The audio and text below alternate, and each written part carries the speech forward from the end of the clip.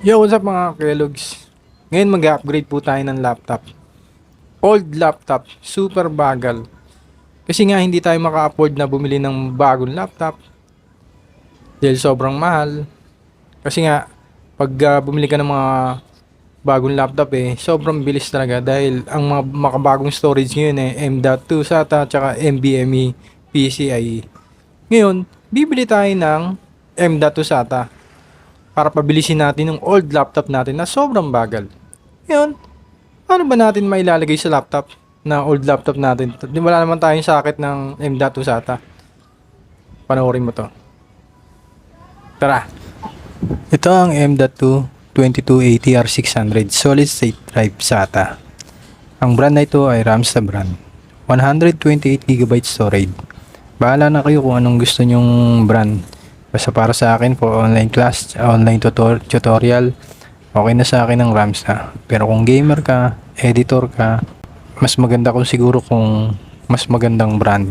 Like Kingston, Gigabyte, Western Digital, basta sa akin Ramsta. M.2 has sequential max read up to 500 megabit per second at sequential max write up to 300 megabit per second. Dalawang klase ng makabagong storage na ito, maliit at manipis. Ito ang M.2 SATA at NVMe PCIe. Hindi katulad ng makalumang storage ang HDD, malaki at mabigat kung saan hanggang 140 megabit per seconds lang ang transfer rate. At dahil ang laptop natin ay hindi supported ng M.2 slot, bibili tayo ng M.2 SSD to 22-pin SATA converter adapter na merong 2.5 2280 SSD enclosure, kung saan kahit super old ang laptop natin, kaya natin mag-upgrade ng makabagong storage like M.2 at NVMe na ina-upgrade lang sa mga latest PC o laptop. Ngayon samahan nyo ako, ikabit natin.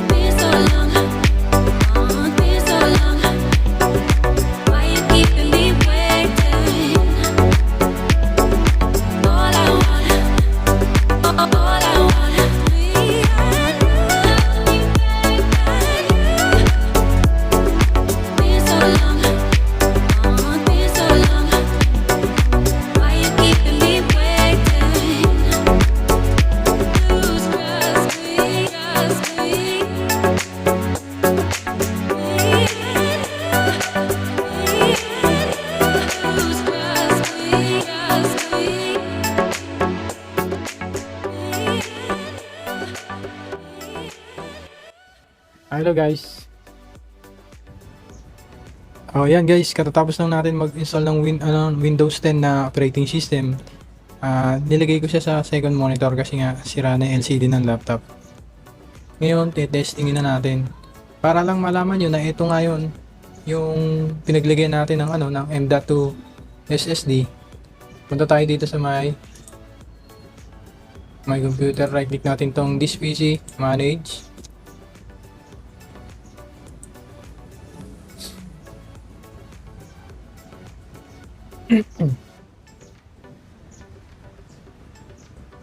Click natin tong device manager. Click natin tong disk drives. Ayan siya guys, oh. Ayan. SSD R600 M.2 2280 128 GB. Yan, para naman malaman natin kung ano yung pinagsalpa ka ng M.2 SSD. Click natin to CPU-C.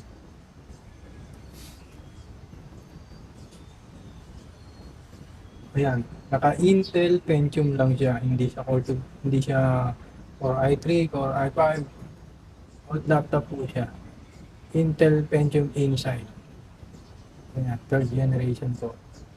Ayan ang old laptop ko na in-upgrade ko ng M.2 SSD na SATA interface. Ayan. Ngayon, meron dito mga application na in-install ko na, check natin. Kasi kadalasan nga, di ba, pag old laptop na masyado ng matagal mag-startup. Umpisa na ito, may mga Facebook dito, subukan natin. Yan, Facebook. Ayan, nagano agad. Minimize natin. Click natin tong Messenger. Ayan, nagano agad, nag-appear agad. Click natin tong Photoshop. Ayan, nabilis, di ba? Exit natin yan.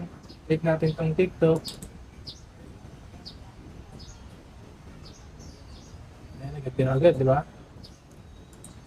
Minimize natin yan. Click natin tong Zoom para sa gagamitin ng mga estudyante. Zoom meeting, yan, nag-click agad. Nag-start up agad. Click natin tong pang-edit na to na Adobe Photoshop CS4.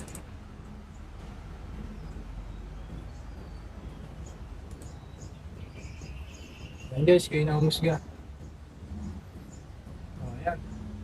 Pwede ka mag-edit yan. Diba? Punta naman tayo sa YouTube. Sorry.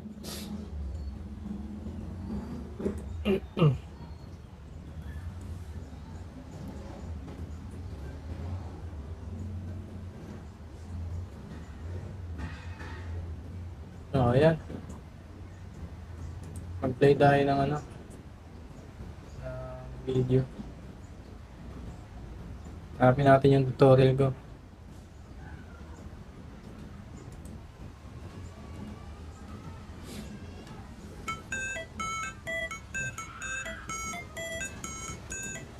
Yan po ang channel ko, Kelix TV po. Sa mga hindi pa po nakasubscribe, kung nagustuhan niyo po ang aking tutorial, huwag po sana natin kalimutan mag-subscribe, like, and share.